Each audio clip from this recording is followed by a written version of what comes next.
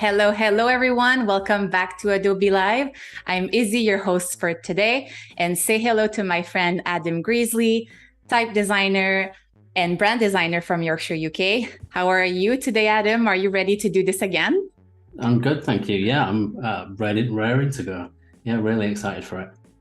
Amazing. Yesterday, we had a lot of fun. We designed a custom type logo.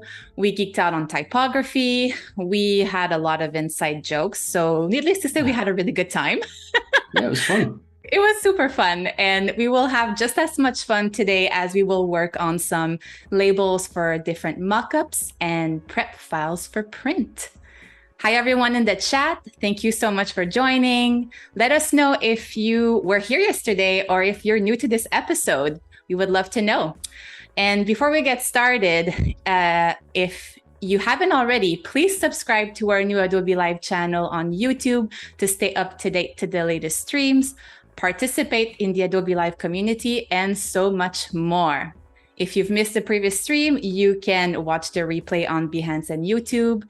And make sure to check out the photographer and director Ryan Shrewd as he composites a photograph in the tableau vivant tradition using Photoshop and Lightroom Classic. And today is a special day as we will have our artist spotlight. Our artist spotlight is when we look at an artist's portfolio and show a little love. If you want to submit your friend's portfolio or even yours, you can check that artist spotlight tab. And if you have any questions, you can ask the chat moderators, which is Wade, and I saw Annika too in there. So Adam, for the people who weren't here yesterday, please reintroduce yourself and maybe do a quick recap on what we have done yesterday. Sure. So, hi, I'm Adam from Yorkshire in England. I'm a brand and type designer. So I've been designing since sort of 2004, all self-taught, and now I specialize in brand identity for sort of gin brands as a real specialism. And on the side, I do font design as well. So if you have a look at my Behance here, you can see a few of my projects, a couple of fonts, and some logos as well. So the logo folio stuff that I've got here, this was actually taken from the 36 Days of Type project. And I tried to push myself a little bit further, and actually I started out with the letter, but then went on and did a logo each day. Wow. So it was quite a task. But that's a big commitment. It was actually, yeah. But from that, it just meant that you just speed up. You get faster and faster and faster at doing this stuff, which was a big help for doing logo types a little bit further down the line. What else have we got? This is Cake Bake. This is one of my latest fonts that I've done. A really, really quick bubble type, and just a really fun typeface to work on. That photo looks awesome, actually. Yeah, it is a bit nice. It is. But yeah, I just kind of did this to go with sort of like chocolate bars, cake stalls, that kind of thing. That's the sort of thing that I had in mind. So you can pick that up from my website. What else? What else have we got? I mean, you have a lot of good work. So I'm like, I want to see everything. Oh, that that type at the bottom, the here AB. Yes. This was the first 36 Days of Type that I did. So some large black letter B's, and then some. Yeah, I went very, very bold on this stuff. I love it. Yeah. It's just nice to experiment. I think the 36 Days of Type is it's just a good chance for people to push themselves, and you've got 36 days to sort of really try and push yourself hard. So yeah, it's a good thing. Oh wow! Especially if you're getting into typography and and logo type design. It's a good exercise to just really push yourself on it. So should we recap on what we did yesterday? Yes, let's do that. So yesterday we were working on Forager gin, and we'll go through again what Forager gin is. So Forager gin is it's made by a lady called Fern, and she has a passion for foraging in the Scottish Highlands, finding seasonal fruit and herbs. She is set out to produce a premium gin using foraged pine, sugar kelp, juniper, and elderflower, and her brand aims to inform and promote Scottish foraging in a sustainable way. So then we went through the mood board, and this is kind of the vibe that we was going for. Lots of texture, lots of muted greens that are being taken from these pictures, and some nice thin serifs. Also mixing in some nice ideas of embossing and foiling and things like that.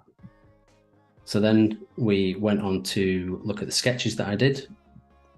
And as I mentioned, I always start off with the brush type, then moving into a little bit more sort of idea generation.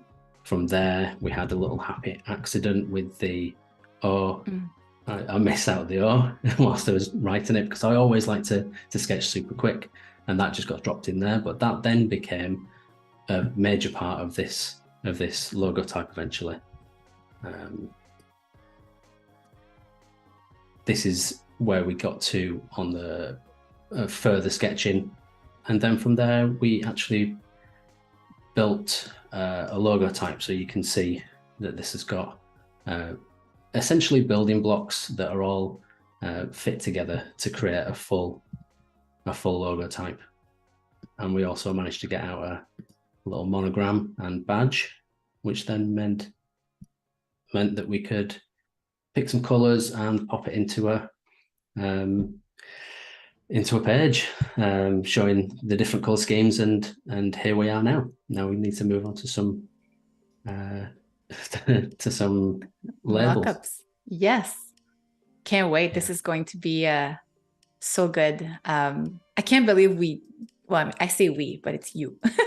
That you did all this yesterday. Oh no, it's definitely you.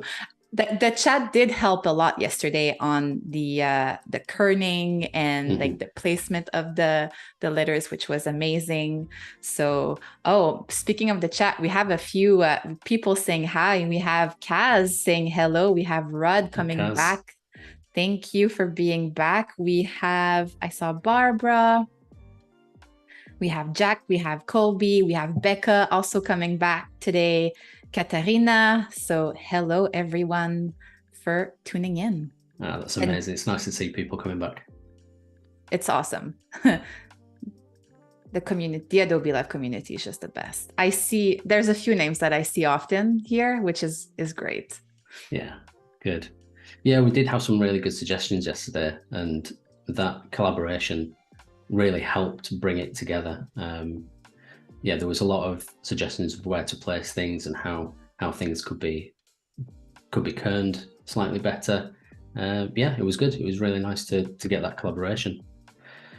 So today we're going to start off by laying out our artboard essentially and getting prepared for making these labels. So what I tend to do is I'll start off with creating the correct layers. So what I'm anticipating going on this artboard in terms of special prints or overlays or anything like that. So as standard, you're going to have some cutting marks. I'm probably going to put in some foil blocking and other stuff like that. So I'll start off with just putting in a couple of extra layers and naming these. I can spell it right. So I always like to put do not print on the end as well. This gives it just indicates that it's not a printed layer. and this will be a cutter as well.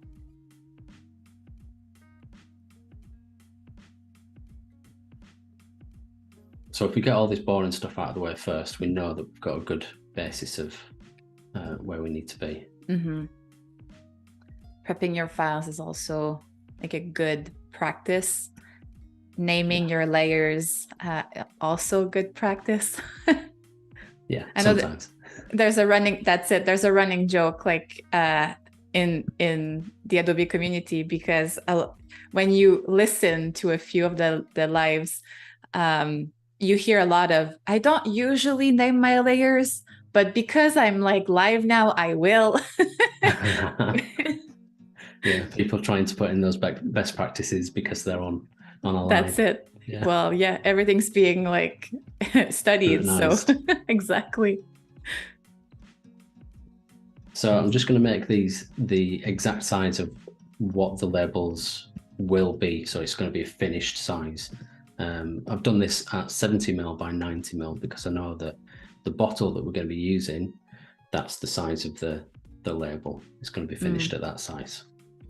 So if we just make a couple of guides for these are going to be just kind of our area to fill. So the front will be 70 by 90 and the back is going to be 55 by 70. And this is something your client would give you ahead of time? Yeah, they'd kind of say if they want a full wrap or just a front label or whatever. It's up to them to sort of let you know what they want out of their label placement, because sometimes they might not have the equipment to do a 2-part label or the equipment to do a full label wrap. It's also a really good practice to understand what that bottle shape is, because if you've got a bottle that's straight edge, that's fine, you can go with really straight labels. But if you've got a bottle that's kind of like this, which is a bit more, it's tapered down the sides, then you have to compensate for that taper, and you end up with a slightly curved label. So it sits round the bottle well. But in this case, our bottle is straight, so we can just do normal straight-edged labels without any curve compensation. So speaking of that, we have a really great question from Colby here saying, do you typically mock up the final artwork on a bottle? If so, how do you go about it, since most liquor bottles have a unique shape? So we kind of touched on that a little bit. There's a lot of mock-ups out there now, and more often than not, you will be able to find a bottle that is very close, if not the exact match bottle, as a mock-up. There's lots and lots of places that you can get those from as well. And sometimes the bottle manufacturers might have a 3D render of it as well. Oh. Sometimes. It depends on the manufacturer, but sometimes they do. So then you can sometimes then drop that into Adobe Dimension. I've used Dimension in the past for mocking labels up. That's quite powerful. But like I say, usually you can just find a mock-up that's at least close, or you would physically print it and then put it on a sample bottle that you get sent. That's also a good way to do it, because then you get an idea of how it looks and feels, or to a certain extent. So I'm going to bring the logos over, so I've got a little bit of reference, and I'm thinking that we can possibly use this oval. That's quite a nice shape, so maybe we could explore putting that into that space. Clever. So what I'll do is I'm just going to do a really quick cheat here, which is to Pathfinder. I got Pathfinder in it already. There you go. So because I want this shape, I'm just going to use the Pathfinder merge tool, which will then kind of create spaces inside there as well, and then just Pathfinder Unite, which then just takes everything out. If you just did Unite on that, it wouldn't do anything. But if you merge it and then unite it, it'll just make it a solid shape. It's just a bit of a quirk for that Pathfinder tool. Pathfinder it. We Pathfindered it. Yes.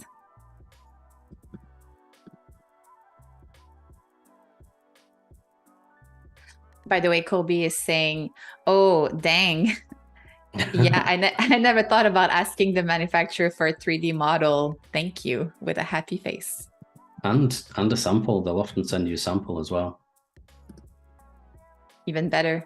I find that when you see it actually in front of you too, you can like understand it better, if that makes sense. Yeah. Yeah, it does make things a lot easier when you've got something in front of you. Right. So I think naturally that should probably sit on, get it on the right layer.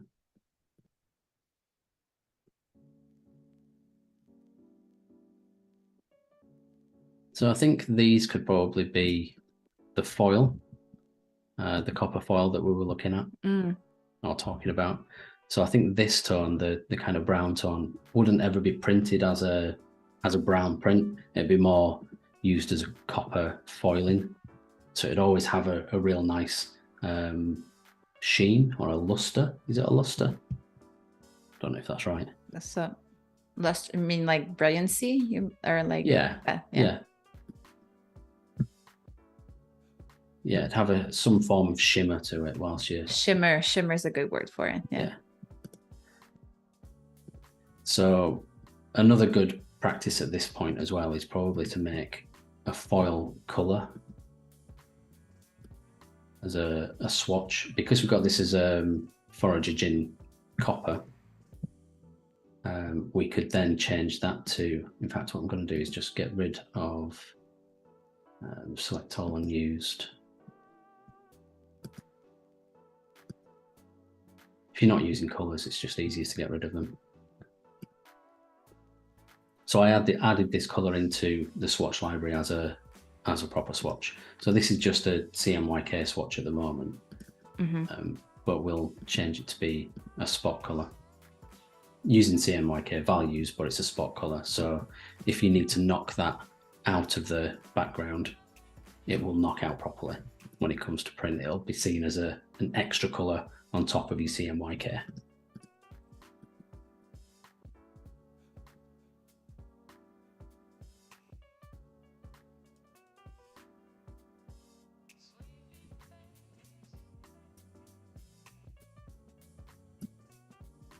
I feel like this might come together quite quickly.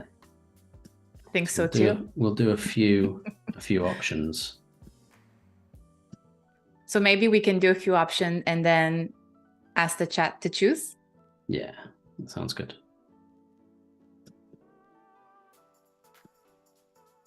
I think it doesn't need to be over designed. I think that's something that you can fall into the trap of, is over designing something, because we're going to be using papers that have got texture and you kind of want that to be the thing that shows through. You want that to be the thing that kind of draws your eye, and the rest of it is there to accompany that. Also, if we go back to the avatar, your persona, somebody who's a nature lover, so they probably like simplicity. So having something that is like too like flashy, and that they probably will not necessarily pick up that bottle. Yeah, exactly. I think it's one of those things where if something's over designed as well, or if it's got a lot of embellishment on the bottle, it will appear to be less expensive. It's sort of the more minimal something is, the more expensive something then kind of appears. I think it depends, because right now I find that the Gen Z generation like really love the maximalist look. All right. And there's a lot of fashion, that is expensive, that is like hyped on a lot of colors, textures, and like graphics all at the same time. Yeah. Fashion and even products. Whereas millennials like us, we like our minimalistic approach to stuff. Yeah. So again, but your I forgot her name, your avatar. Is it Jen? No, Jen. I've forgotten now. Jen. Jen. You Okay. were correct, yeah, Jen. Yeah. Will most likely like minimalistic Yeah. like design.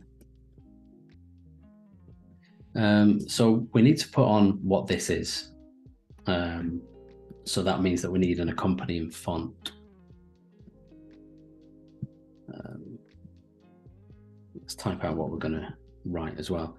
So are we going to go for premium gin, or are we going to go for small batch gin?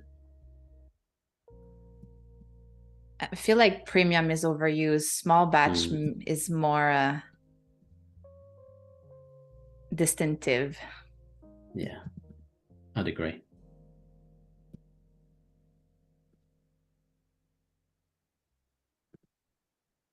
And it also says what it is as well. It is a small batch gin. That's it. If that's the feature that your client is trying to push, I mean, put that before premium. Yeah. It should be taken as a given that it's a premium product. Exactly.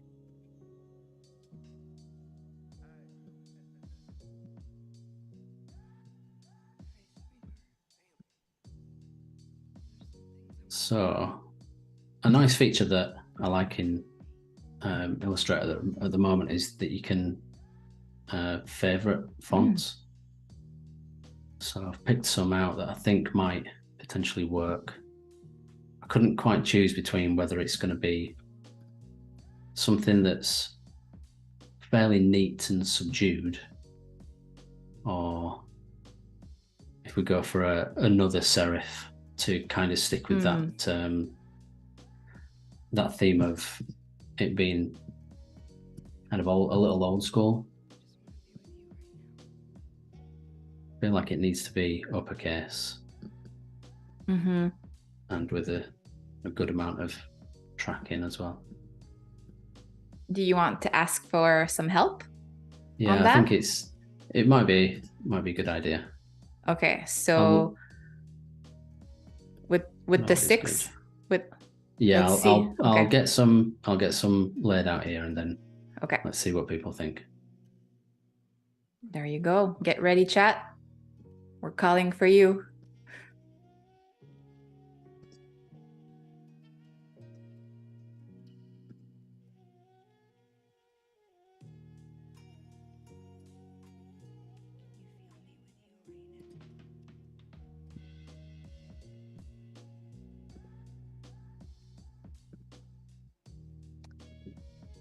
Wade is asking. Basketball. Sorry, go on.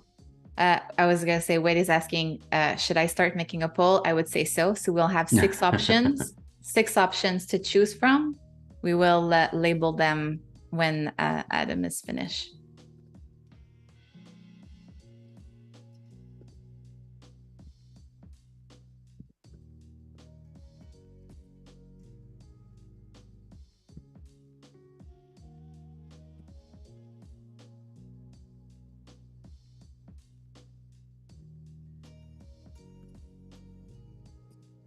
Becca is saying, I almost always prefer all caps, and I can't tell if it's a problem or just my personal style. I'm exactly the same. Same. For this kind of thing, it's always caps, and it's always with a load of tracking. I think tracking makes things look more special.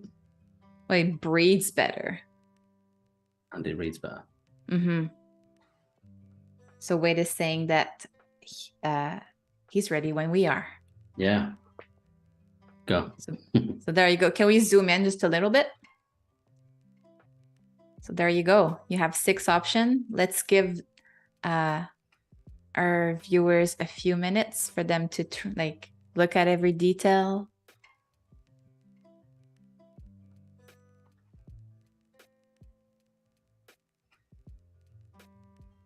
I think I've got a favorite. Me but too. I don't want to. Let's not influence just yet. Let's see. Let's see what happens.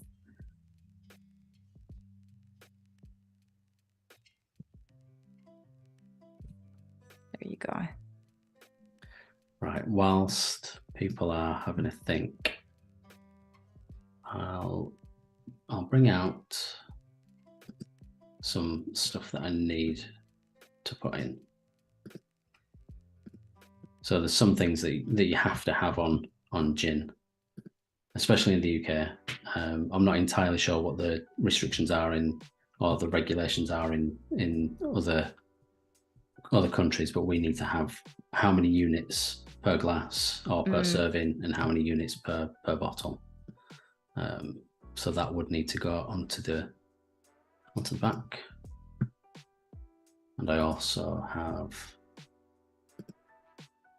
in my library just a mock-up of a barcode. It's always good to have a mock-up of a barcode.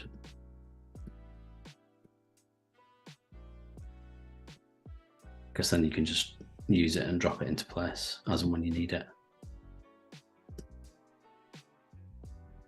Absolutely. And it's better when you design it to have like the full picture too, and for the client as well. Yeah.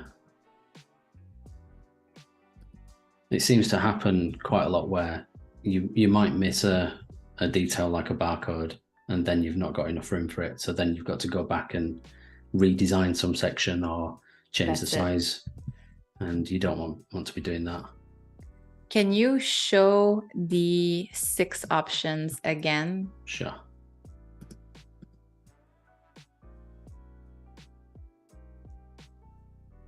People are taking this very, very seriously. It's a big decision. Big decision. Yeah. This is life or death. We need to bear in mind that number 4 only has caps.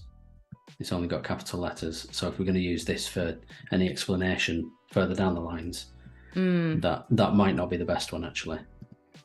But we could potentially use it for our small batch gin. We just need to pick another font. That was actually my favorite. That's the one. That's the one I liked, the most. Yeah. And Kaz too. Kaz said 4 right away in the chat. Yes. It's bold. I think it fits with the boldness of the gin. We could always bold up some others. That is true. Let's see what we get as an answer.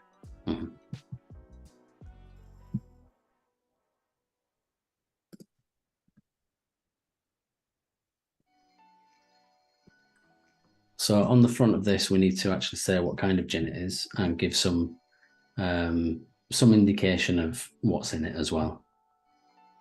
So going by what we've got in there, it's all quite savoury notes, and that usually lends itself to a London dry.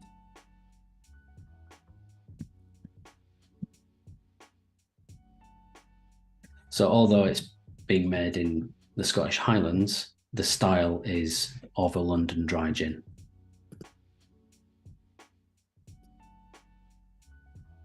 I love that. Like this is very much of you like to learn about the artistry of gin, like in your spare time. Like this is like, so like understanding all of those little details about the product truly helps you to guide your design, like with the clients and stuff like that.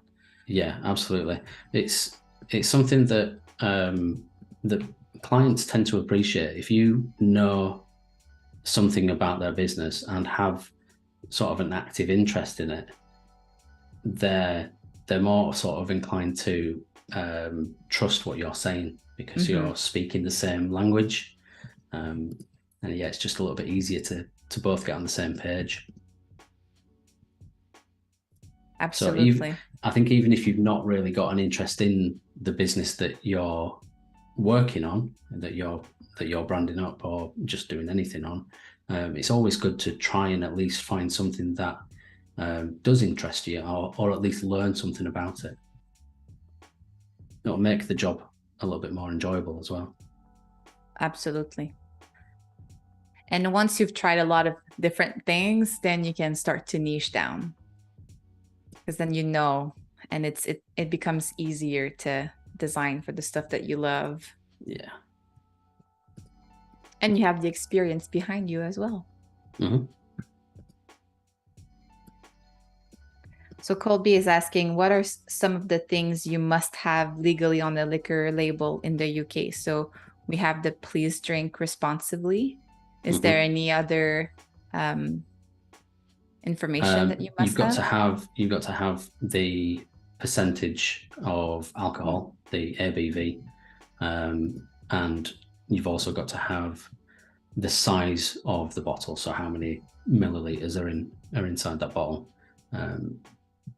And I think that's about everything. Regulations do change quite often, so it's always good to make sure that you're reading up on what those regulations are. And often the client will say, this is what we need on, because they'll be told by the government to say, this is what you've got to do, because they're going through all the legal parts of it. And it's ultimately their responsibility. So they'll tell you as well. This is good. Will the printer also know about it? Not necessarily, because they might be printing stuff for all kinds of different products.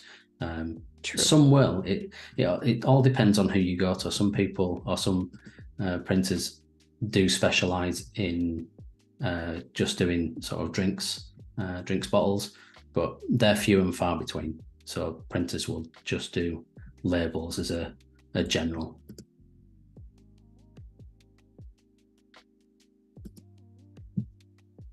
So on here, I've just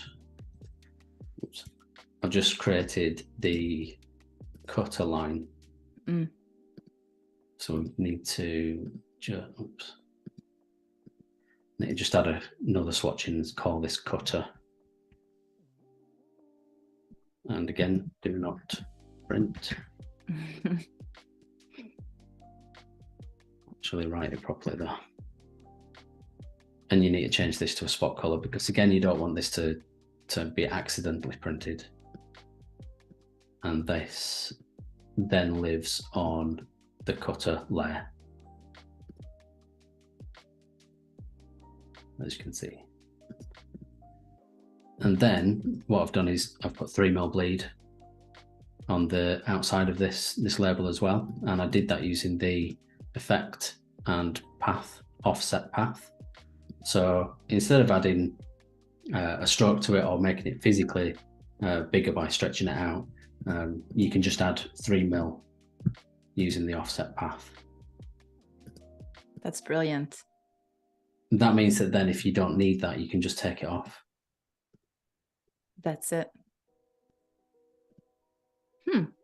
Never thought about doing that actually for die cut stuff. Yeah, it's good. It's a good tool to sort of use in this situation. There you go, another golden nugget. Yeah. How are we looking on that poll?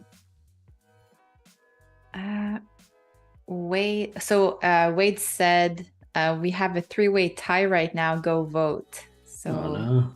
We're still waiting. Between what? Let me see.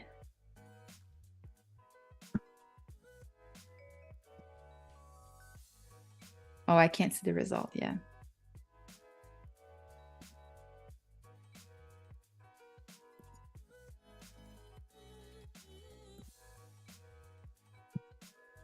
I'm sure it's coming. If not, we'll make an executive decision. Yeah. I've got a favorite. I'll happily go with that. Okay, so it's a tie between 2-way tie between 3 and 4. Oh. It was for the sans serif. For me, it was number 3. I think that's Brother 1816, which is really good. Right, let's go with that one then. There you go. Thank you so much, everyone who voted. Thank you for your collaboration.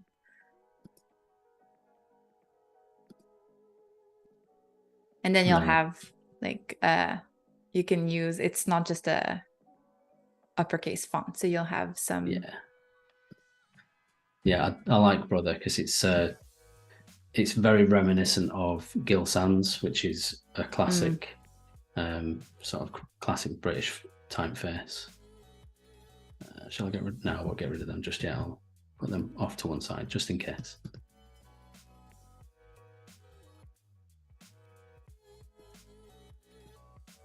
Number 3 wins. That's it. Thanks, Wade. And that was your favorite too, right, Adam? It was my favorite. Okay, there you go.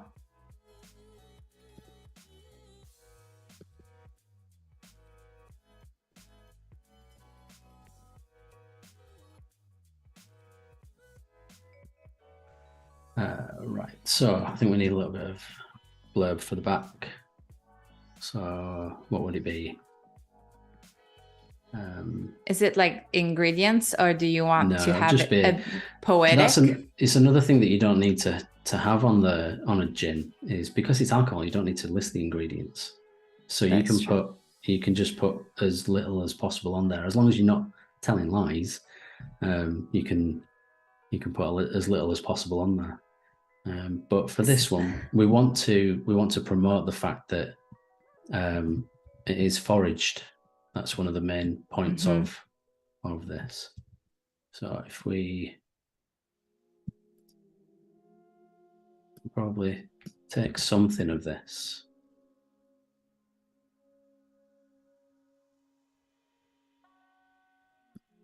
Let's think. I'll put like my copywriting hat on, which I'm like not the best copywriter. I'm the worst. Well, I guess that's why we design. Yeah. We don't like writing. Yeah, there you go.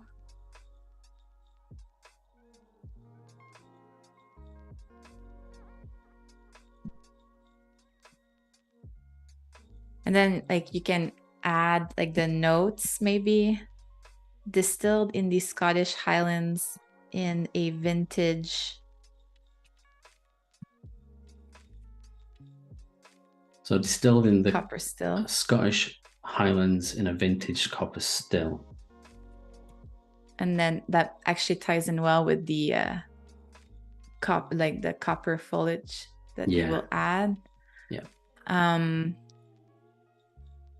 we say tasty pine, sugar, kelp, juniper notes? Or that taste is like, I find like it's really tasty. What about, because it uses those things, we should probably just say that it using pine, sugar, kelp, juniper,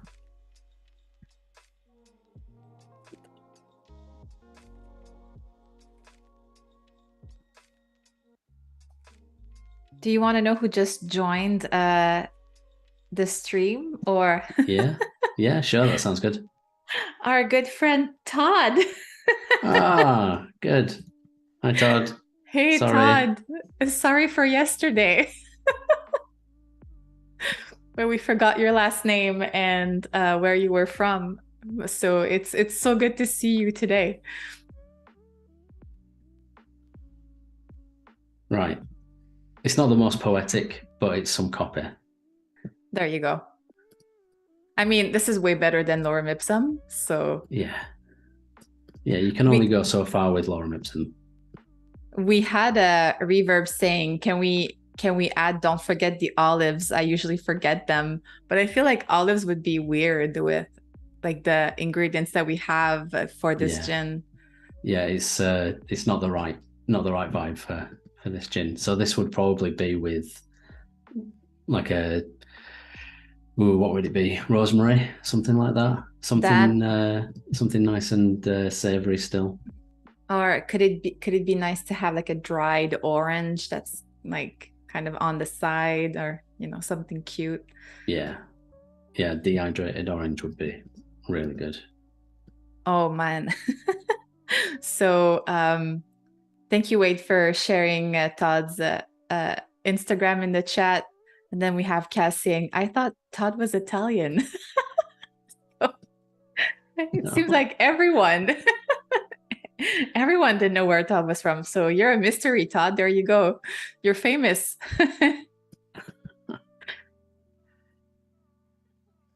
Okay, so on the front of here, we're going to put. Oh, what are you doing? I thought it was going to crash then.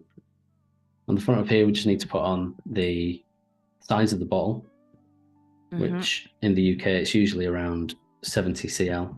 Well, it's not around 70 cl, it is 70 cl. And you said the percentage too, right? Yeah. So this will be 40%. Isn't it 40% like the max, like percent of? I don't know. No, no. No, not at all. It can go up to 95%. Oh man. Wow. Yeah. And it's Okay. so to get the proof value of that, it's double whatever it is. So 40% ABV is actually 80% proof. Wow.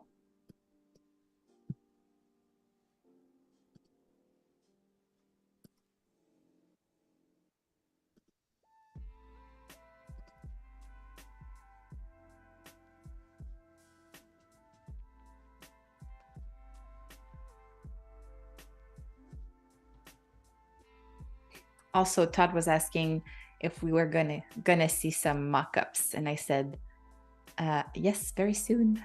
We Yeah, will. there will be yes, a mock-up or we're two. just finishing this up, and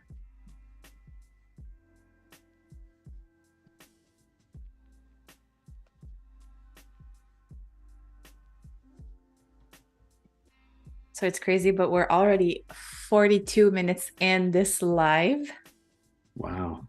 I know it's going by so quickly.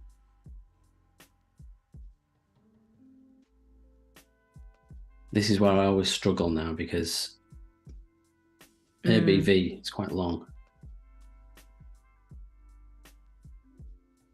Ooh, where am I putting it? Do I need to put ABV on it? No, let's leave it off.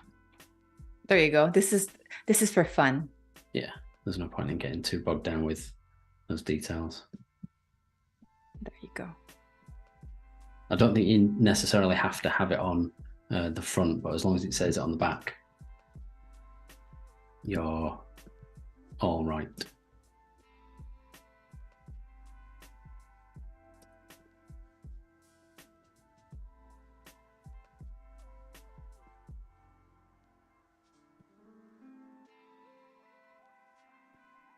So I think we're sort of there. Yes, this is looking good. It's really clean. It's neat. I can only imagine what it would look like in like a copper shimmery embossed lettering. That would be so nice. It's definitely something top shelf. Yeah. Unfortunately, the mock-up that I've got doesn't have that feature in it, but we'll just have to accept the fact that it's going to be like that. It's okay. We're all creatives here. We have a good imagination. Good imagination. So we'll pretend for today. I won't show it on a mock-up just yet. I think it'd be nice to sort of show that at the end, see how it comes together. So let's do another, because I did have another idea of having sort of a bit of almost like a tear off strip at the bottom. Okay. Potentially, but I'll just rush through that one.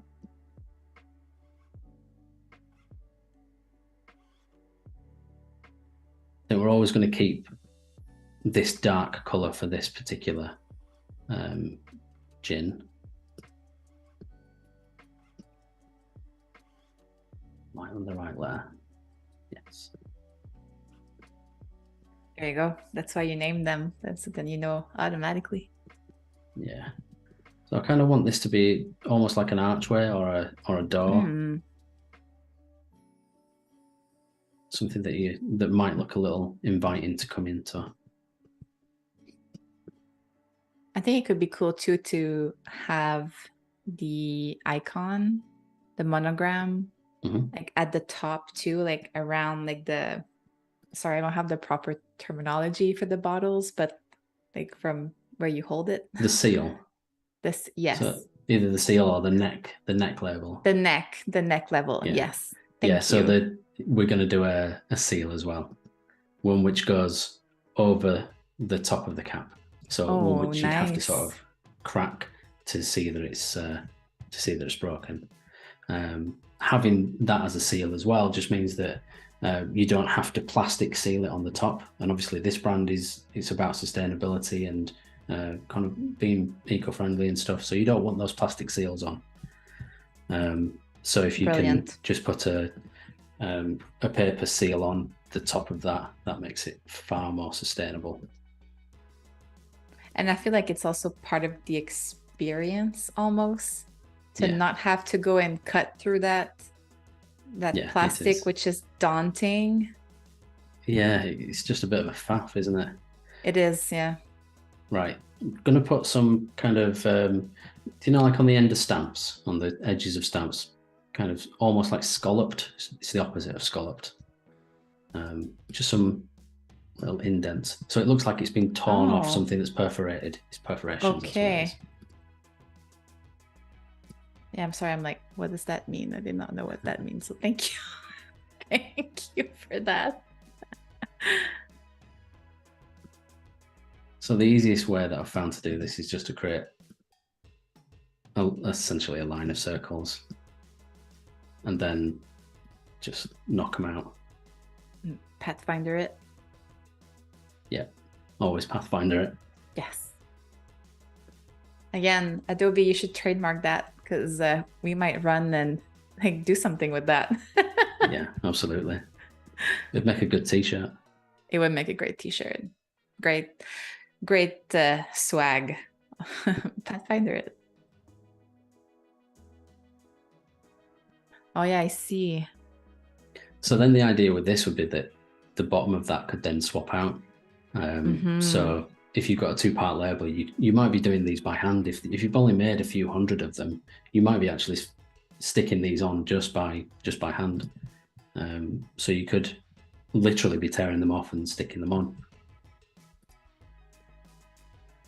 So on here, I kind of want to put on the batch number and the bottle numbers as well, because that's another sort of nice selling point for people to know what batch it's come from and where it's sort of sat in that production line. So do you think, well, I mean, because you've done some gin tasting, can you taste sometimes like a difference between different batches? Like, is your palette like there? Nah, not between batches. The batch number is just it's there to sort of just say that this is sort of only batch 10 or whatever. The batch number will never really get too high. They'll change the recipe sometimes, or if it does start getting too high, they'll take the batch number off, because once it starts getting high, it doesn't really mean anything. But early doors, it might as well be on there because it is a nice selling point. And people love exclusivity as well. So, and I think too, if they're doing it by hand, they could even have like a line and they would do it by like, I mean, if they put the stickers by hand, they could almost even write the number by hand and have that like on the label. They all do that. All the small batch gin companies will do that because it's that finishing touch. It proves that it's been through someone's hands, so it's not just gone through a production line of robots. That's it. Like that attention to detail will definitely grab the audience attention. Yeah. So Wade is saying Pathfinder it coming soon on enamel pins, t-shirt, coffee cups, hat, etc. Yes, There you go. I Can't definitely gonna wait. do one of those. We will be So your influencers. If you want to send us some swag, we will be your influencers. yeah. Sorry, Adam. We said that we were going to use one of these ferns as the Oh yes. signature sort of sign off. So I wonder if we just drop into Photoshop. So this is the mock-up that we're going to be using. Looks so nice.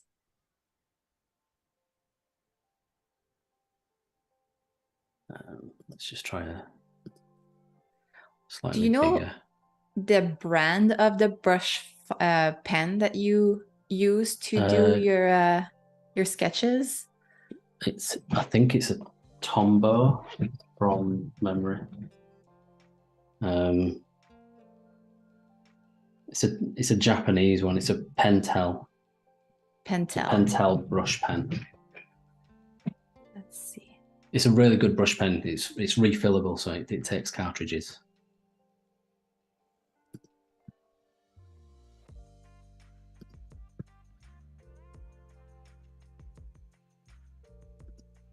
Okay.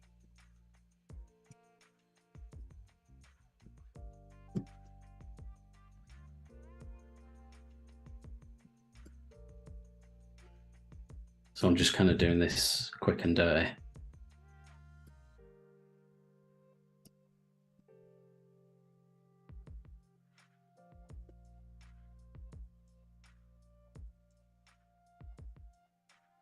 So all I'm going to do is just try and change the contrast of this to be as most contrasted as possible to take out that grey tone.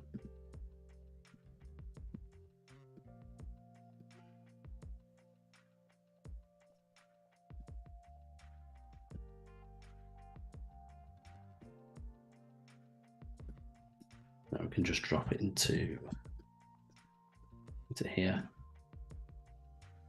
So we can either vector it, or what we can actually do is just put a color behind it and mask it.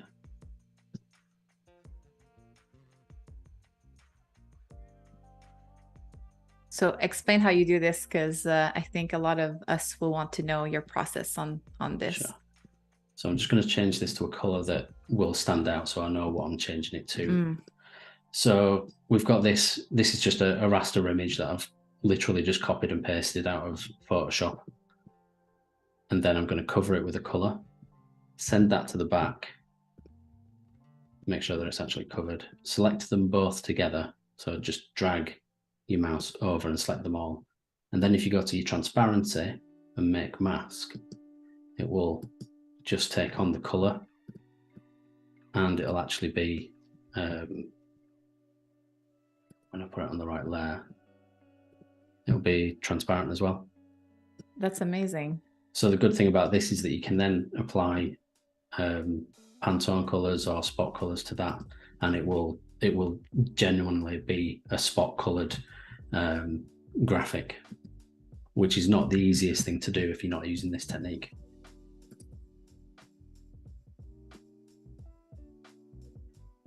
Another golden nugget. So there you go. Yeah. You use this a lot for making either foil blocks or embossings with stuff that you want to have a certain level of detail in. So it's a good tip. Definitely, because if maybe this is a rookie question, but would the image trace do the same? I guess you would lose some details in the image trace. Yeah, but from the image trace you can still put a spot color. Oh yeah, totally. Yeah. The only reason that I've done it this way and not use an image trace is because there's a few bits that I want to kind of keep all those details in. Like in particular, that tiny little bit there would probably get filled in through image trace. So it retains a lot more of that detail. That's the only reason. So whichever way you do something like this it's entirely up to you. As long as you get the outcome that you want, go ahead, just do what you want. And this is the beauty of Illustrator. There's so much that you can do, and there's multiple ways of doing it. Like, they say there's a lot of roads that leads to Rome. It's kind of the same in Illustrator. Yeah, it absolutely is. There's so many ways around doing stuff in Illustrator or Photoshop that you just do whatever works for you. I love that we can see that bleeding, like that pen bleed on the like the curve of the F. Yeah, that's exactly what I wanted to keep. So I'm just writing some numbers now. Also, it's time to save. Oh yes, I have not saved at all. It's okay. Water. It's that, yes, save, drink, stretch.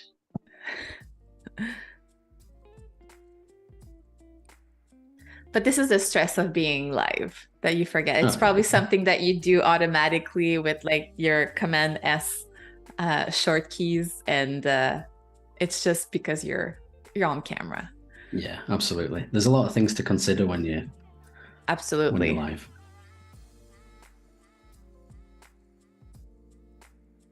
So I think that looks quite. It looks good. Cool. Having the finishing touches of some handwriting and a signature as well just adds an extra dynamic of someone's actually been involved with it. Oh, this is great. I like those. I feel like this is something that you could go to a craft market and then have a vendor that like you can see the passion, like trying to like, and then it's like, yes, we even like handwrite like the numbering on it and stuff like there's a story behind it, which is a good branding, and we all love a good brand. Yeah, absolutely. So to mimic the front, I'm just going to do like a lozenge for the back, or a curved lozenge. And then because we've got all this information up here, we just bring it down. There's no point in reinventing the wheel. You can just see how it looks completely different on a different shape and a different background. That is crazy how it changes the reading. So I can see that your text is centered here at the back. I know like this is something that because like it's a bottle and it's curved. How do you feel about centered text in general, like in other designs? I very rarely do center text. It has to be specific to the job, I suppose, because this is going on the back of a bottle which is curved. That's it reads better when it's centered, because you're always sort of drawn to that central line of the bottle, and because it's got a neck as well. Yeah, the neck will actually like lead the eye on how it's going to be, like how the label is going to be read. Whereas other stuff that is flat, like a poster, social media post, t-shirt even. Well, t-shirt, no, t-shirt maybe it depends. It does depend. It does depend for a t-shirt. You can see down here that this kind of, it's a bit jarring being left aligned. But because I want it to fit inside that box, I'm just going to leave it like that. I kind of like the fact that it's jarring to draw your eye to that important information. So you look beyond it anyway as a consumer. You look beyond that kind of stuff. You just take it for granted that it's there and looks ugly. It looks ugly. Indeed.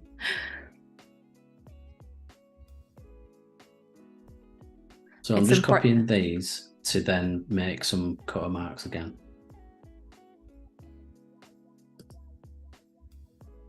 Sorry, I jumped in on you then. Oh no, it's all good. I was just going to say it's important to have it there, but yes, it does like affect the beautiful design a little bit. But Yeah. hey, security over anything.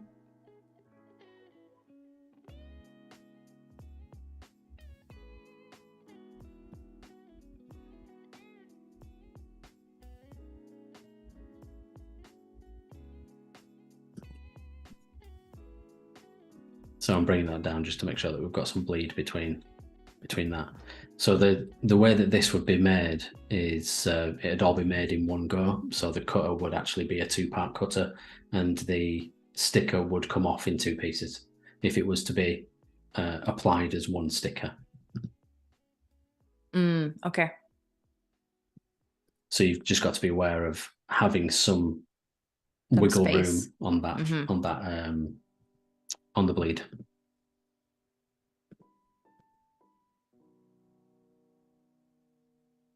So I've got about half an hour of it.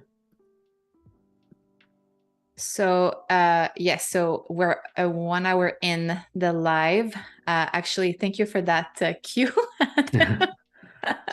So I'm just making sure I've got enough time to do stuff. For sure. So like in about 30 minutes, we will have our artist spotlight. If you just joined in, welcome. Thank you so much for spending some of your precious time with us. So today we are designing with Adam Greasley, and we are finishing the brand, I guess finishing, putting the final touches to the Forager gin brand. We are creating some labels. We will add them to a mock-up soon. And I think we'll vote on which design that we like the most for the mock-ups. Yeah, that'd be nice.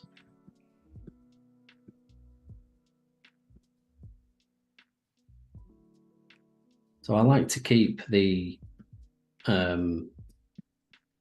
neck seals fairly simple as well. When there's stuff going on, or not much going on the labels themselves, you don't want to draw too much attention to the top of the bottle. So you just want it to look like it's got some kind of safety feature on there, which is exactly what this is.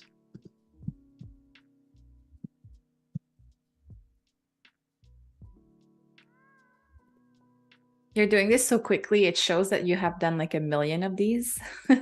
Yeah, it's kind of second nature. It truly is. It's just that muscle memory, like we were talking about yesterday. Once you've done it so many times, you kind of know what's coming. So yeah, it makes things a lot easier. The difficulty is trying to do something that's different. So if you have done a lot of them, you then have to sort of push yourself to do something that's actually not the same as the ones previous. Yes, that can be difficult. So you hope that your client did their research ahead of time and studied their competitors, and maybe if they haven't, pushing them like to do some brand strategy could be a good idea before Brand they invest. Strategy is always a good idea. A brand strategy. I mean, yes. I mean, don't get me started on that. Yeah. Because we will be here for a very, very long time. But yes, brand strategy is always a good idea. Standing out is always a good idea. If you want to make money, which most of your clients do want to make money and stand out and, be successful in their adventure, or it's good to have a good differentiator. Yeah, it's always a good idea to know who you're up against and how you're going to stand out against them as well. That's it. And if you can help them to niche down too. I was really much against niching before, but I've read a lot of brand strategy books in the last 2 years, and I'm all for niching now. Like Mhm. I'm the advocate for niching. Yes, we can talk about that for a very long time. Yeah, I'm sure we will do at some point. We definitely will. But there's different ways of doing it. And here, I would say for your gin, it's definitely the client profile, right? That we're niching specifically for that. Even the ingredients Mhm. makes like sense. And and you also said like this was supposed to be an expensive gin, so it's not for everyone. Yeah. Yeah, it's definitely not for everyone. The price point will absolutely put some people off, and it's meant to, because I mean, if we are going with this being just a batch of 100 bottles, like we've said down here, this would be bottle 30 of 100. Then you kind of want the people that are really into it to have it. So that then means that there's going to be a higher price attached to it as well. So scarcity means that the price is slightly higher. But because the price is slightly higher and there's only a few bottles being made, that also then means that there's probably a lot more effort going into making this. That's it. And plus, if they are, if their whole strategy is about being a top shelf like brand, so the bottles is probably like the bottle itself is probably expensive. The printing is expensive because there's like some fancy details. It's not just like a sticker that's being slapped on. No. So all of this adds to the pricing at the end of the day as well. So Yeah, exactly. Yeah, it all adds up, and especially when you're doing just small runs of stuff, the expense comes at only doing a few. So if you only, you're not able to buy huge quantities of bottles or the labels or anything like that. So the individual price of those things are much higher because you're not making as many. that exactly. We have a good question here from Rod. Do you know? Sorry, did you know that these barcode don't need to be 100% white background or 100% black color? It will Yeah, still works as long as there's enough contrast. yeah, it will do. The reason that I put that on the bottom was just because I wanted to make sure that if I was to change this to the green, it would have contrast, because it does need contrast down here on this one.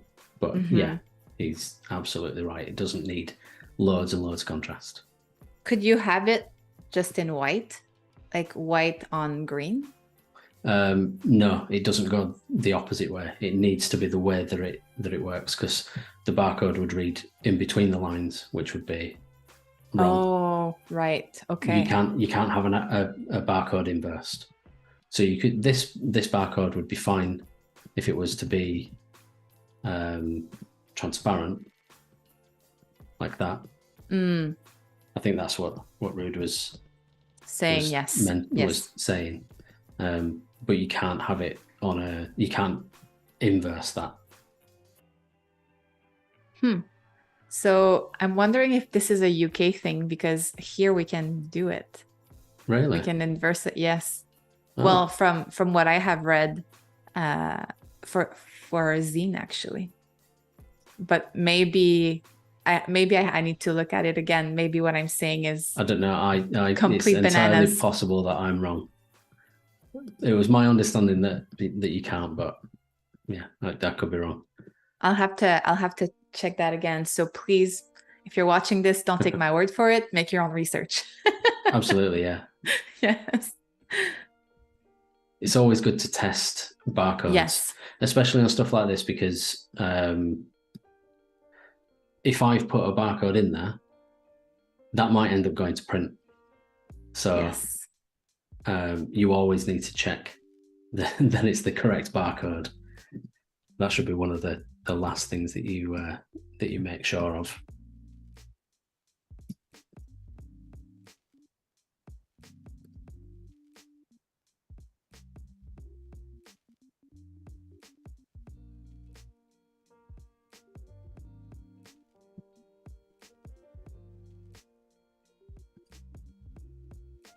So I'm just taking off this 3mm bleed now for us to use in the mockups. Users mockups, yeah. Nice. We're all on the edge of our seat to see what it looks like, because like whenever you apply it to the mockup and then you see your design coming to life, this is it's the best feeling ever. You're just like, wow, I made that. Yeah, it makes it completely different, doesn't it?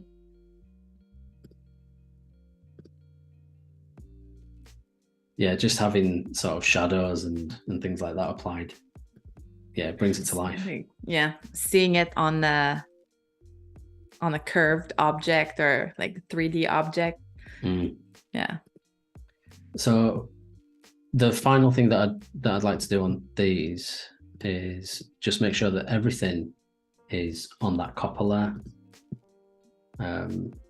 So we've got a couple down there that aren't, they're still in the foil. So you just need to make sure that everything is in that correct layer, because these will be intended to be copper foil. So those will be hot foiled.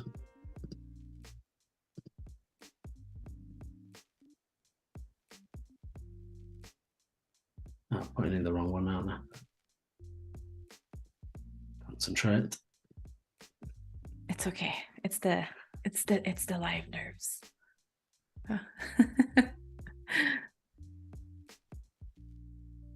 It's good that I've got an excuse at least. There you go.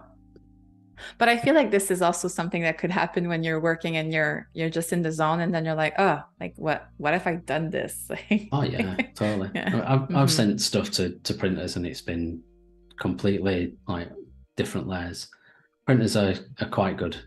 If they've got questions, they'll question it. So yeah, they're usually pretty decent, or at least the printers that I've used have been pretty decent. I sent a die cut postcard, what was it, over a month ago, and I forgot to add the die cut line. So they're like, the quote says die cut, but this is a square. What's happening? And I'm like, oh, whoops. It's really easy to do. Exactly. And it's just because that layer was turned off, and I'm like, oh, oops. There you go. It's there.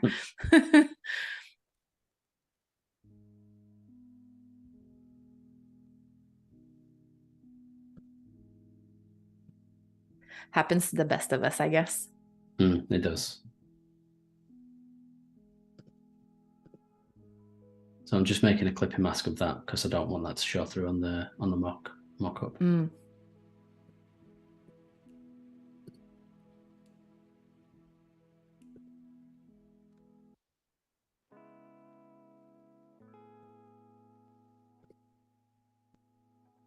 Right, I think we can probably start looking at some mock-ups now. Yes. So I've got a file set up here with the practice one on, and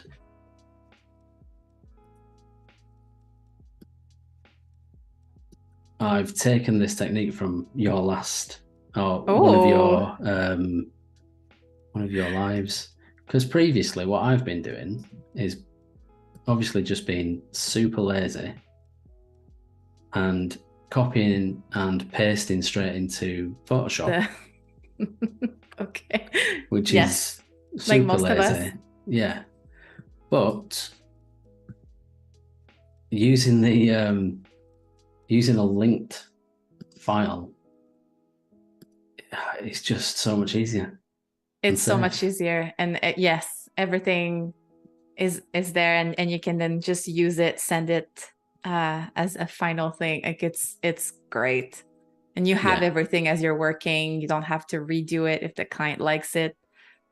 So yes, well, first of all, thank you for watching the live and taking that technique. Show us how we do that. Let me find out where I put it all now.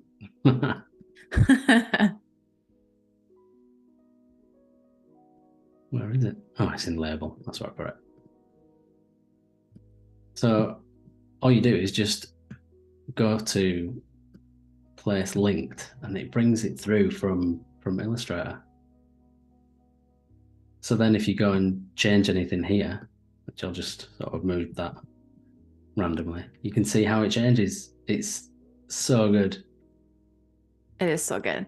It just makes like an easy way of like editing your files and not having to redo all your layers, you know. Yeah, it's really good. Mm-hmm. It's so powerful.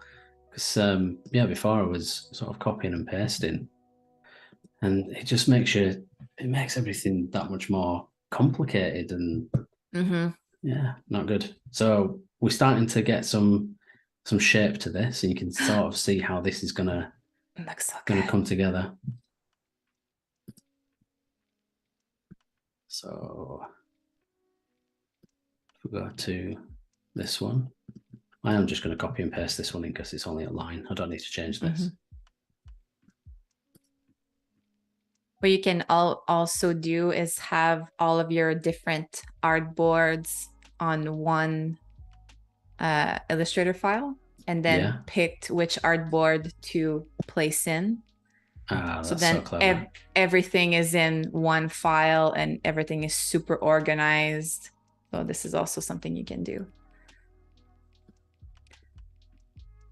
I may sound like I'm super organized, but like I would say I'm like 70% organized. There's still a lot of room for improvement. But at least my Illustrator files, exactly. My Illustrator files aren't that bad, so it could still be better, but it's getting there. So that's number one there. Can we add background colors that will like really stand out? Just because that gin is well, I guess it would take the background because it is. Yeah, it's going to be a bit strange because it kind of comes through. Yeah. The gin would be naturally. Yeah, the same color. Never mind. Yeah. Let's keep it that way. Oh, we have Becca giving us the hard eyes emoji. So thank you, Becca. I'm hopeful for the other one being my favorite at least. I'm gonna. Shall I? I'm just gonna save this as an option 2 or option 1. Place. And then we'll take this one. Oh, I nearly put it into Photoshop again then. Do you want to try like having, okay. No. No. Okay. No. Well, I've already got the neck label for the other one, so it doesn't. Very true. I think that should be about right.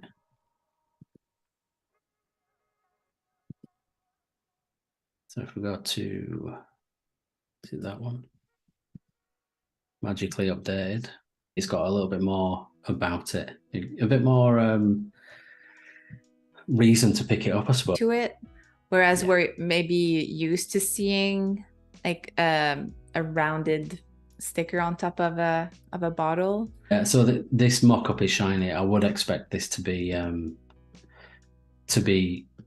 just a matte paper. So I tend to use a brand called Colourplan, what they produce. So they've always got a really nice texture to them.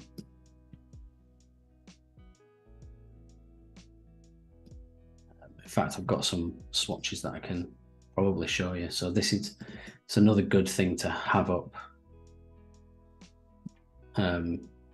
as reference. So these are the papers that Colourplan produce, and I've actually got to just grab a book.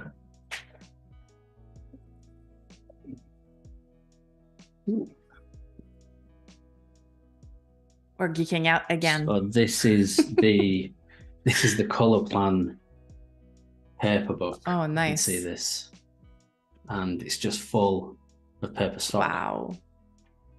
So having something like this is then really good to send to your client or to show your client, and you can go through with them and and pick a really beautiful paper.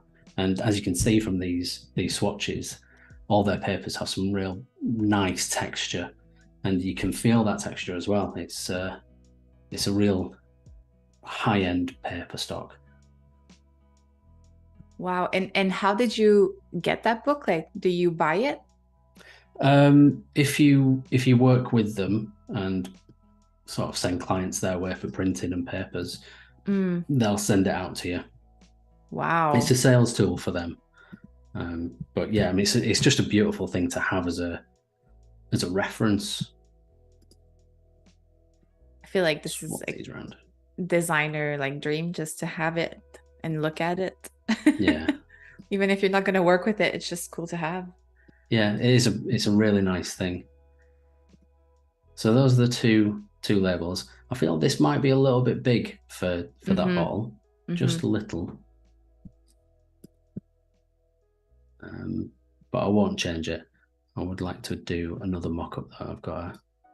This brand would probably have a stamp of some sort.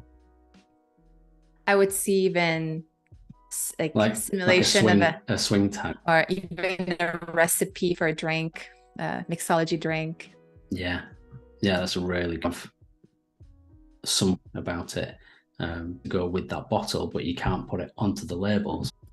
A launch of some sort, if they have a new website, could be like, hey, come to our website, there's a contest happening. There's like so much that can be done. Yeah, it's just it's a nice thing to have on there as well. It's an added extra of branding that's not too in your face and not too not too overdone as well, which is also nice. And part of the experience of it too. Yeah. So this is something you can bring to your client as well, because I feel that some clients might want to put a lot of information. Sometimes they want to like overload it and, make the logo bigger type thing. Yeah. But then if you have a solution like that, and then it kind of gives you more work, I mean, it's a win-win for everyone. Yeah, absolutely. It's you showing that you can solve a problem as well. So they might have a lot of information that they want to go onto that bottle, and if it physically cannot fit, then you need to try and find a solution to get all that information on there. And a swing tag is a great solution.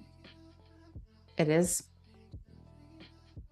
This is looking so good. I think we're pretty much there. So, what time is it? We could probably try and just make this a little bit smaller, just so it has more context, and then we'll take a vote if people are interested. Actually, we have Todd asking if we can see the background in bright neon pink. No, absolutely not. It's totally against against what we're trying to do. Exactly. Fern would not approve. Todd, I think you missed the creative brief at the beginning. Yeah, I think you did.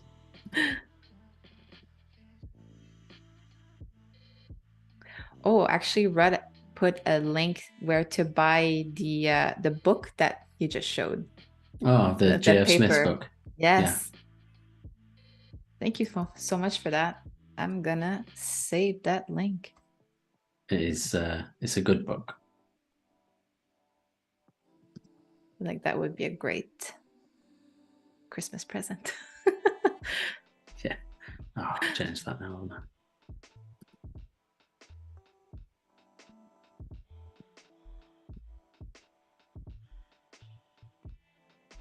So I'm just going to do that cardinal sin of pasting into here because I've already changed the other one.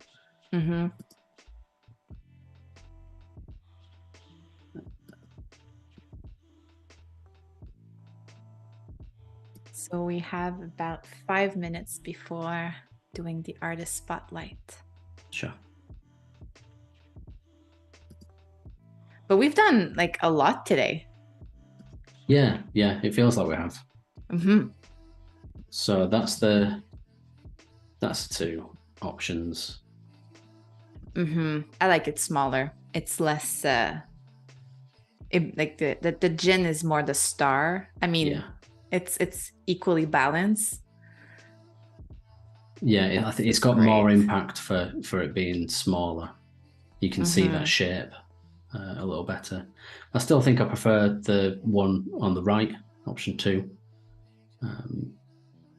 But I think that's because it's got a little bit more about it on that bottom strip. Well, it's that personal touch too that really makes a difference. We understand it better at the first look that it is a small batch gin, that there's a lot of care into it, probably different ingredients in it too, just by like that 2-second like look. Yeah,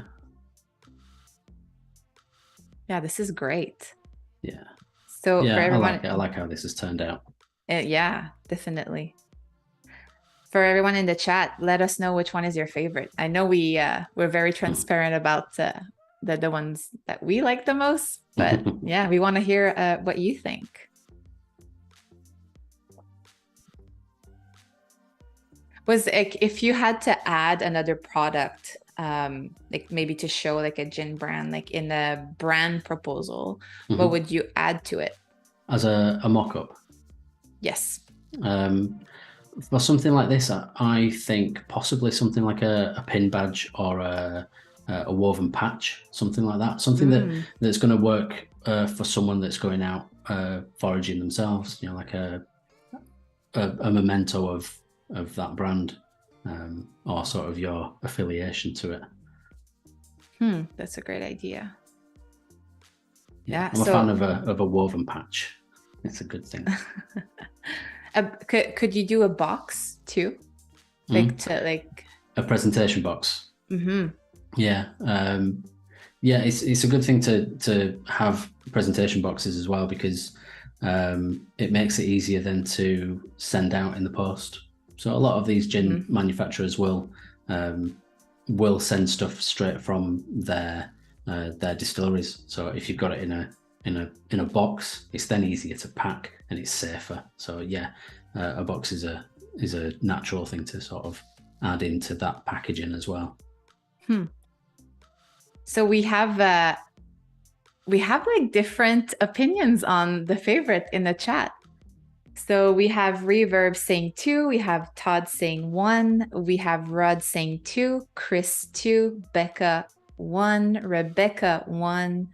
Oh, and Wade's asking, are we making a poll? I mean, we're pretty much shouting out right now, but it sounds like it's 50-50. It is a 50-50 thing. Yeah. Oh, that's not too bad. I mean, I don't know whether that's a good thing on my part for doing 2 decent designs, or whether they're just too mediocre. I don't know.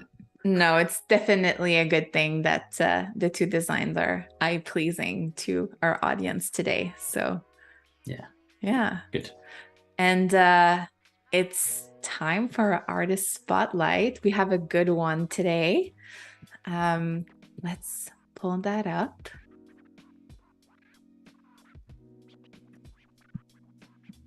Here you go. So we have Hussam Duora, who is our featured artist for today. Yes, there's a lot of good stuff in here. So Adam, like, please, would you do the honors of choosing the first project to look at? This one stood out for me the most. It's a bowling brand called Bang, and I like what they've done with the logotype, so you can see it a little bit more clear here. This is great. That G is a pin. Yes, it is beautiful. Absolutely beautiful. Clever, absolutely clever. Yeah, it's good. And then they go through and add the colors, some really good solid colors on the Pantones, and it's nice to see people putting Pantones on as well. So they know that it's going to be intended for print. You need those Pantone colors on there, and a really good set of fonts as well. I really like this wide slab serif. Yes, It's that is cool. super. So that's for the bullet tagline underneath. Yeah. Yeah. Yeah. I like the pattern. I like patterns a lot. I love when like a brand identity comes with a good pattern. Yeah. Yeah. I quite like a pattern. There was no option for ours, but it was yeah, I do like a pattern. This is a really good one as well. I like how much he's managed to get into this logo type. So this is box steg, I think. It's he's Swedish, so this is all Swedish sort of based. So this is for I think it's for a library. That's what I kind of get the impression for. There's not really much detail about it, but I really like this logo type. And when it comes down to the breakdown of it, you can see that either end we've got books and then a sound signal. So I think you can probably get music from there as well. Or probably audiobooks. the audiobooks. So it's like the full thing. And that's probably why there was a mock-up with the iPad where you like coming out of the bookshelf. Yeah, I didn't pick up on that. Yeah, that is clever. And then a ladder. You see that a lot in libraries, getting up to the top shelf, but also climbing a ladder and learning things. And then the entire mock-up the entire lock-up is just really, really well done. Yeah, I really like this one. I mean, yes. There's a lot to unpack here. There's a lot of good stuff. So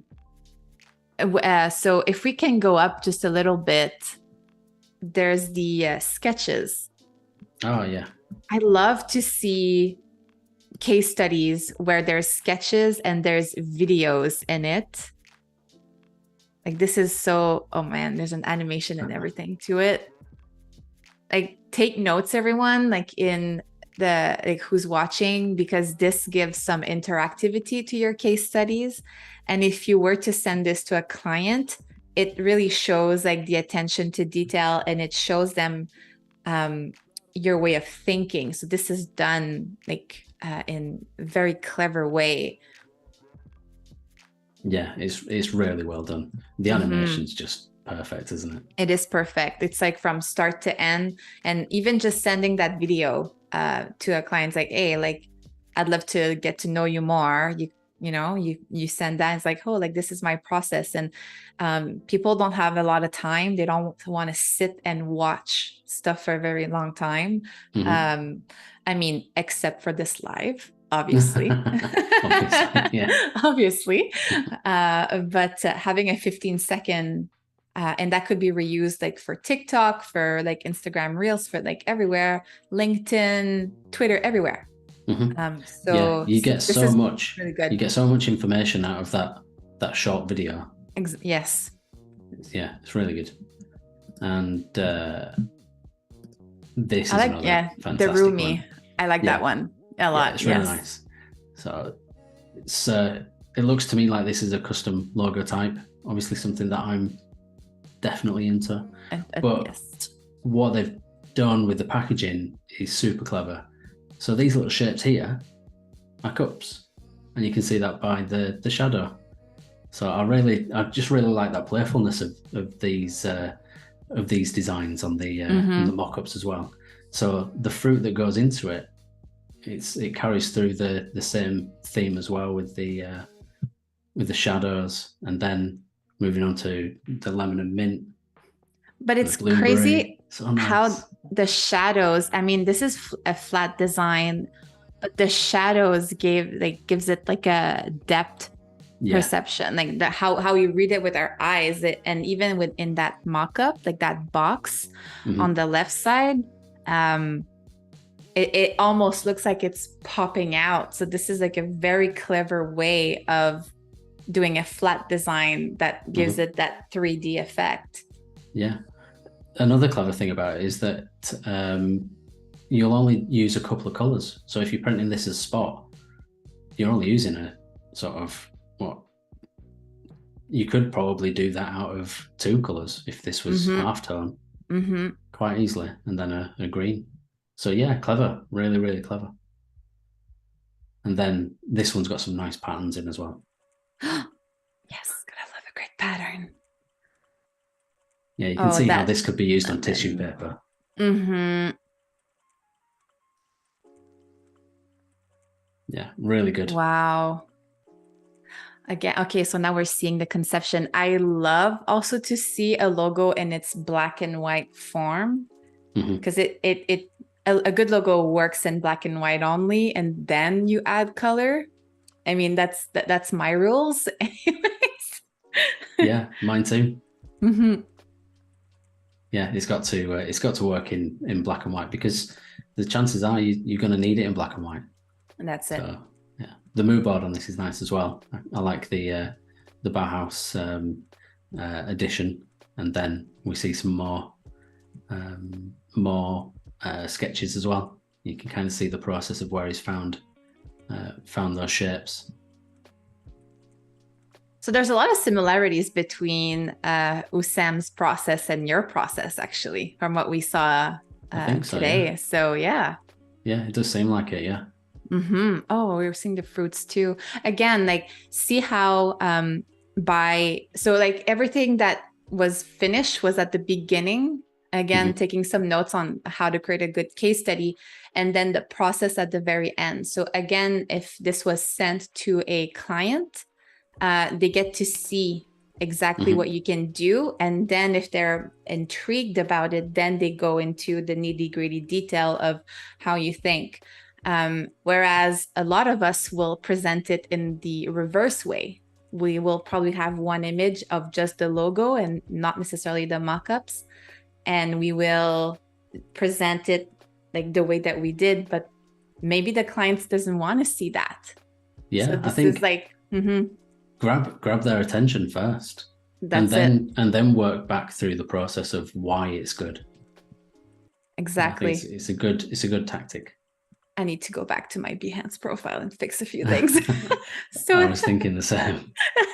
thank you for the example, Sam. This is amazing. Yeah, it's really good, really good. Mhm. Uh, have we got time to have a look at Kaz's as well?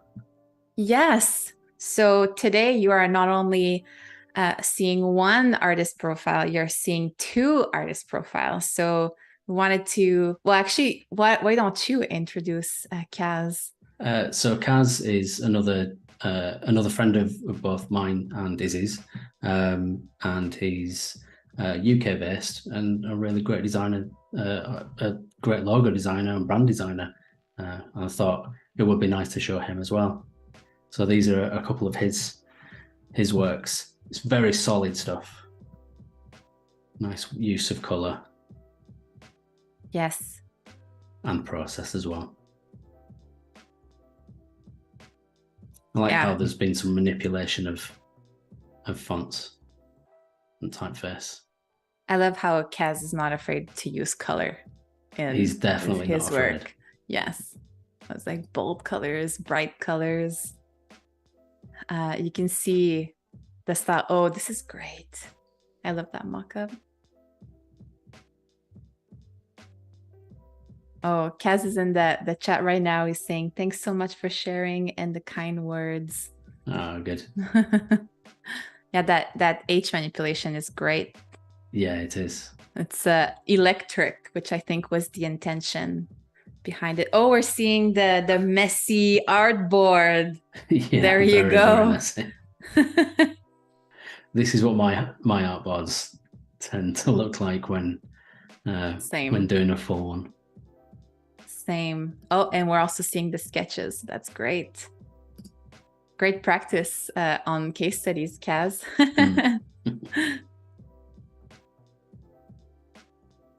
That's great. Is it because I know Kaz does this. I know whenever he presents to his client, he will add the sketches like in the proposal. Do you do that too? I tend not to. I'll try and sort of go through just what has been produced, unless they ask to see them, because sometimes I think that a sketch can look really, really good as a sketch because it's full of kind of like the Yes. dynamics of a pencil stroke or something like that. But once you put it into a vector, it loses a little bit of something. So I don't want to sort of show something that's kind of unachievable. So yeah, it's just my fear of showing people something that's that I can't do. I do it, but in a very decorative way. So it's not like it's not in a way of saying like, this is what I've done. It's mostly like it's just there, and it's like the presentation page, a logo, and then presenting one option of, and then I say how many I sketches. Right. Just to show that there's like some thinking that went into it. But and yeah, so sorry, Kaz, we're looking at your profile now. I like the logo. Yes. Nice. Yeah. This is a really great mock-up. How it can be converted into both. Clever. Yeah, good. Absolutely great, solid design work.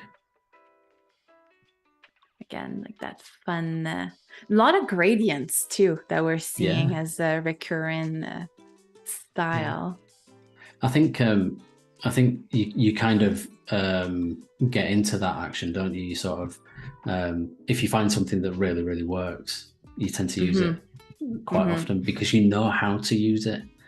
So I tend not to use gradients very often because I never use them, so I don't know how to use them well. But I think it's also part of Kaz's style. Like, absolutely. So the clients are probably coming like because of his style, so that's why like having it in multiple design like does make sense. Yeah. So yeah, great stuff, Kaz. Great stuff, Hussam. Like, I mean, we were like this. I feel super inspired. Make sure to follow Hussam. Make sure to follow Kaz. Great inspiration here to go back to when you're designing. All right. So should we so we have about 10 minutes left before we end this live already. This is crazy. Yes. So do you want to maybe do a quick recap or like add some finishing touches to anything? Like, what would you like to do? I think we've kind of got to that finishing stage. So yeah, I can recap if you like. Or we can is there anything in the chat that people want to see happen quickly? I mean, maybe we could do that neon pink that Todd was asking. Just for Todd. Just for Todd, just because we forgot your last name and where you were from yesterday. So there you go, Todd. This is specifically for you. Neon pink. Yeah, that does give me a headache. Yeah, maybe that would be a reason to drink the gin. I mean, if it was like bubblegum flavored, maybe. Maybe. Oh, what if this was bubblegum color?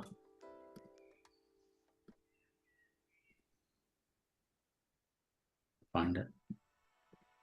So for anyone in the chat too, if you have any questions for Adam, this is your last chance to ask them. And speaking of, we do have a question from Rebecca. What would your final package look like for the client? What would the final package look like? So in terms of what, I suppose, final package that I'd hand over to them, it would be your logo type in several formats, because obviously this might end up on t-shirts or to be embroidered or anything like that. You would have the supporting fonts to go along with it. So all part of that standard brand guidelines, there'd be possibly a tone of voice and how best to use your font as well, and how not to use it. It's all that kind of that just designer who can then take that and make everything that they will need in order to. It really depends on the brand that I'm building, the future of it. And I find that by doing that, because in the last brands that I have designed, I barely had any revisions.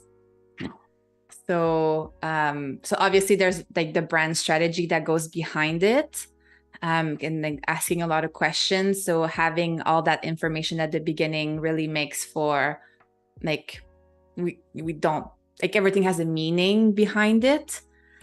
But yeah, so if I would do a gin brand, again, depending on the vibe, the client, let's say it was like a fun party, I would probably do even like a party hat to it, like trying to find like stuff that would go with it.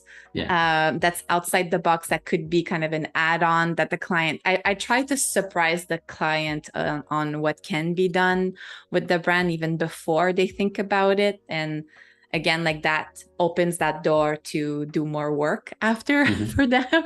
So yeah, it's a good tactic. It's just that, I suppose it's that thing of going above and beyond, isn't it? It's adding extra value on top of what value you're bringing already. Yeah. That's exactly it. Can we look a little like further at the logo that you did yesterday, like closer to it?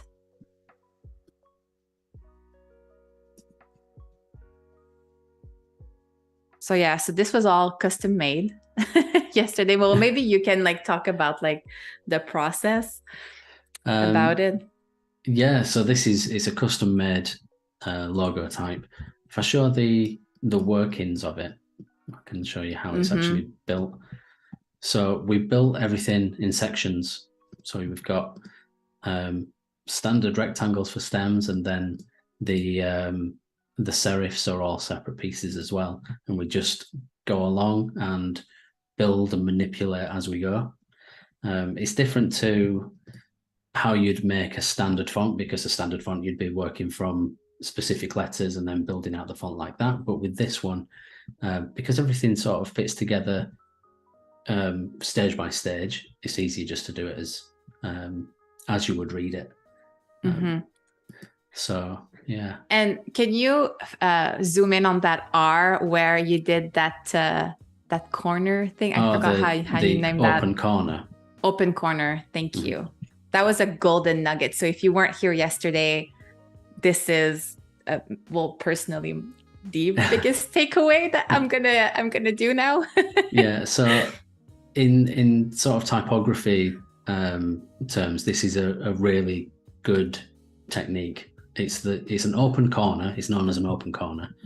And instead of having just a node here where everything joins together, you have two nodes which join on. And the reason for that is so you can select one node and only move one path at a time.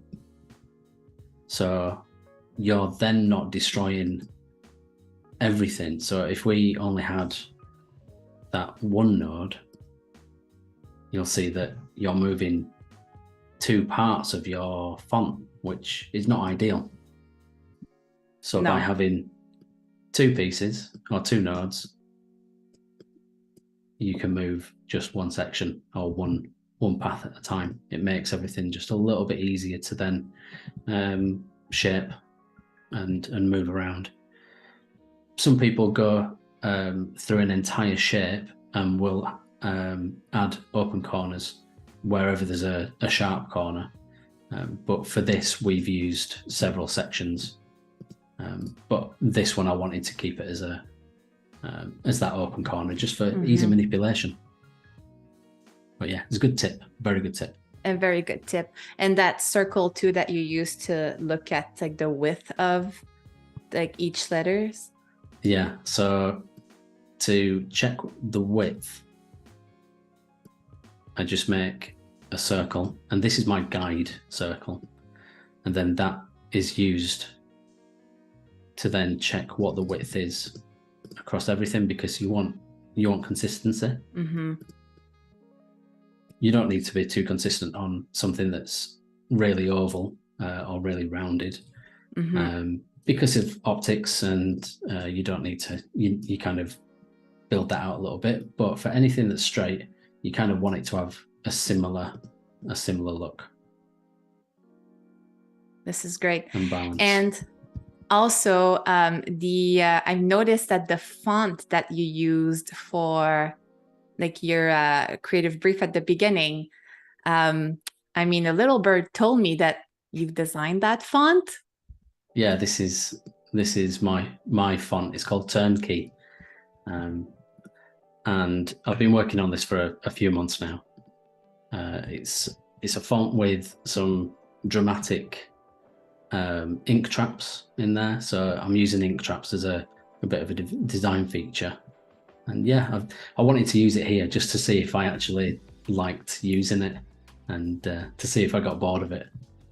But yeah, did you like using it? I do quite like it. Yeah, I've spent a lot of time creating it, and I've not got bored of it yet. So yeah, I'm quite pleased with it.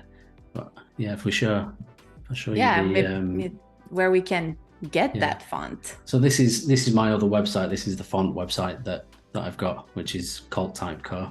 And currently the Turnkey font is on as a type in progress.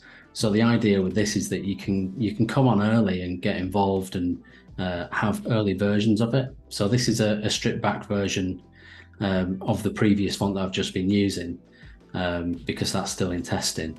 But you can get in early and get a full font in the process of it for a slightly smaller price. So when I release another version of this, the price will increase. But if you've already bought it, you'll get that update for nothing. So this is great. It's a good incentive. So what's an ink trap that Wade is asking quickly as we have to wrap up?